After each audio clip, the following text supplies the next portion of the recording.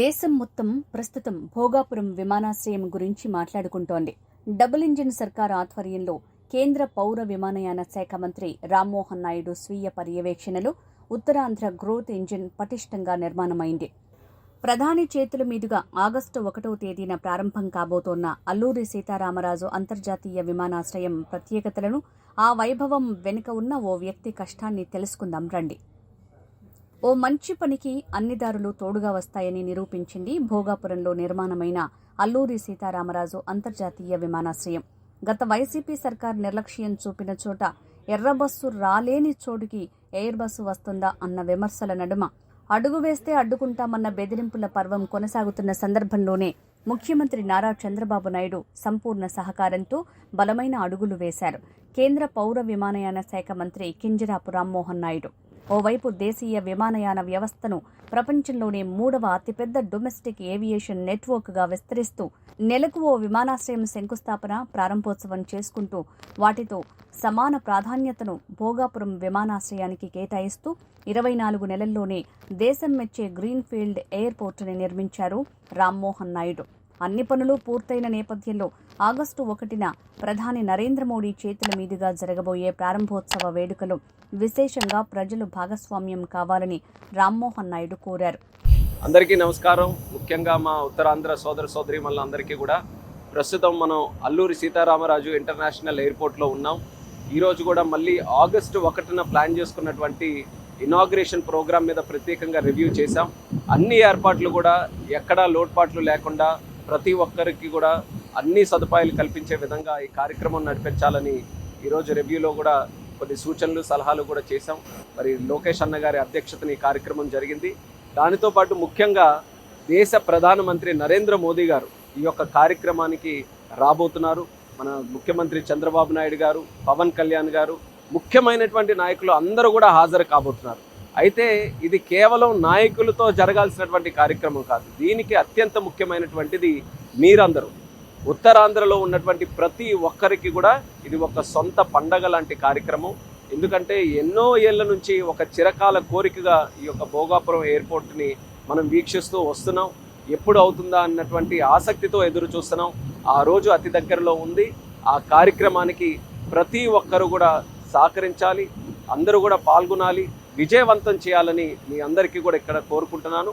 అందరూ కూడా కలిసికట్టుగా ఉత్తరాంధ్రని డెవలప్ చేసుకుందామనే ఆలోచనకి ఇది ఒక బీజం లాంటిది. ఎక్కడి నుంచో ఒక దగ్గర నుంచి ఒక ముందడుగు పడాలి. ఆ అడుగే, ఆ కేంద్రమే మన భోగాపురం ఎయిర్పోర్ట్. ఈరోజు ఈ ఎయిర్పోర్ట్ అనేది ఒక అభివృద్ధికి చిహ్నం. అలాగే మన ఉత్తరాంధ్ర ఆత్మ అభిమానానికి, మన గౌరవానికి కూడా ఒక ప్రతీకగా మారబోతుంది. ఎక్కడెక్కడికో వెళ్ళి దూర ప్రాంతాల్లో కష్టపడినటువంటి చరిత్ర మన ఉత్తరాంధ్రకు ఉంది. కానీ ఈ ఎయిర్పోర్ట్ అయిపోయిన తర్వాత ఎక్కడెక్కడ నుంచో ఉన్నటువంటి వారందరూ కూడా మన ఉత్తరాంధ్ర ప్రాంతానికి రాబోతున్నారు. ఆ కాన్ఫిడెన్స్ నాకుంది. అలాగే ఈరోజు మోదీ గారు కానీ, చంద్రబాబు నాయుడు గారు, పవన్ కళ్యాణ్ గారు అందరూ కూడా కలిసి ఉత్తరాంధ్రకి ఎన్నో కార్యక్రమాలు చేయాలని గత 2 సంవత్సరాలుగా కూడా చాలా అద్భుతమైన ప్రాజెక్ట్స్ మన ప్రాంతానికి తీసుకొని వచ్చారు. వాటన్నిటిని కూడా ముందుకు నడిపించడానికి అత్యంత కీలకంగా ఈ యొక్క అల్లూరి సీతారామరాజు ఎయిర్పోర్ట్ ఉండబోతుంది. నాకు ముఖ్యమైనటువంటిది ఏంటంటే అన్నిటికంటే మన యువతకి ఉద్యోగ అవకాశాలు. ఈ ఎయిర్పోర్ట్ వల్ల వేలాది మందికి, మన ఉత్తరాంధ్రలో ఉన్నటువంటి పిల్లలకి అందరికీ కూడా మంచి ఉద్యోగ అవకాశాలు రాబోతున్నాయి. ఎయిర్పోర్ట్ లోపల కానీ, ఎయిర్పోర్ట్కి సంబంధించినవి కానీ, ఎయిర్పోర్ట్ ప్రభావితం చేసే క్షేత్రాల్లో కానీ మంచి ఉద్యోగాలు రాబోతున్నాయి. కాబట్టి అన్నిటికంటే ముఖ్యంగా దాన్ని నేను ఎంతో ఆసక్తిగా ఎదురు చూస్తున్నాను.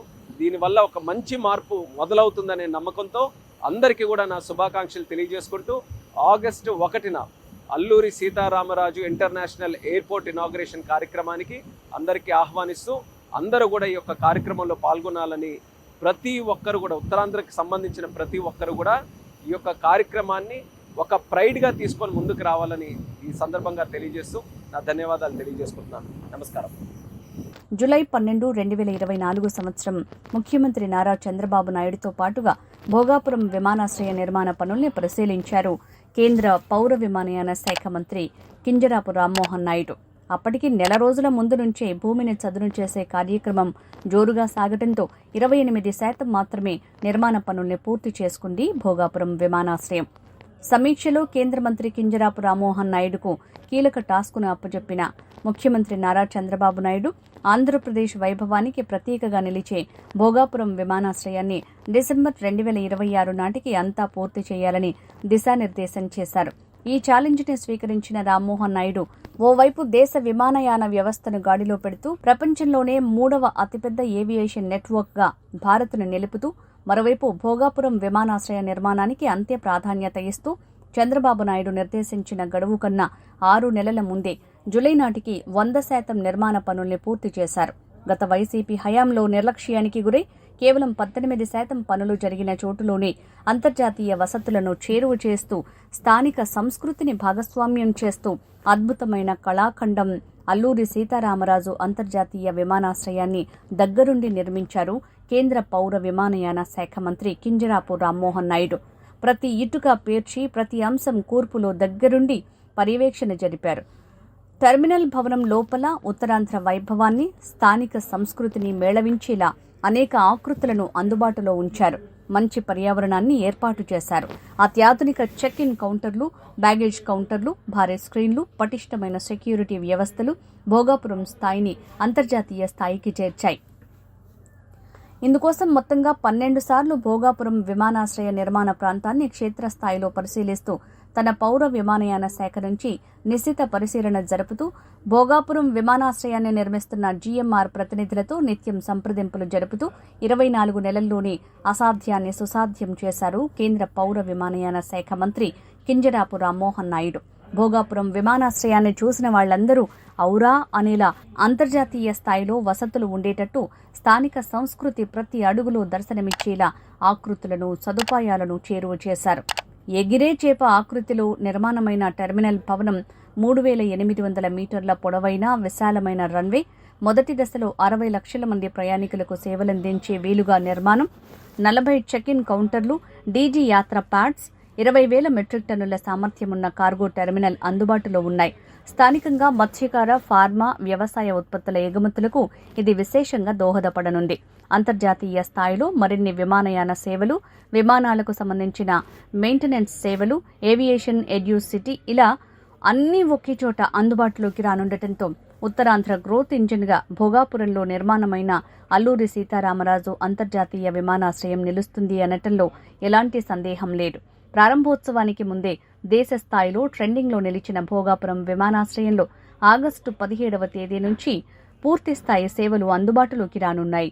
విమానాశ్రయానికి ఆనుకుని మిగిలిన పర్యాటక హంగులు సైతం వేగంగా నిర్మాణమవుతున్న నేపథ్యంలో భవిష్యత్తులో ఉత్తరాంధ్రలో సృష్టించబోతున్న అద్భుతాలు నభూతో న భవిష్యతి అని అంటున్నారు విశ్లేషకులు.